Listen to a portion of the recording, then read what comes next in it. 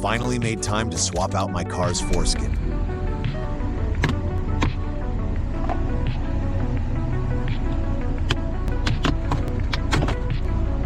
No damage. I'm usually pretty good at breaking plastic parts.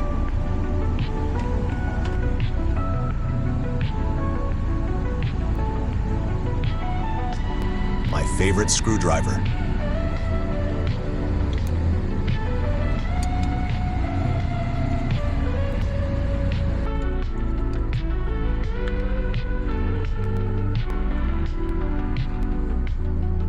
The old one is definitely bigger than the new one I have. Let's see if I can stretch it to fit. Pretty tight fit. Let's hope she lasts.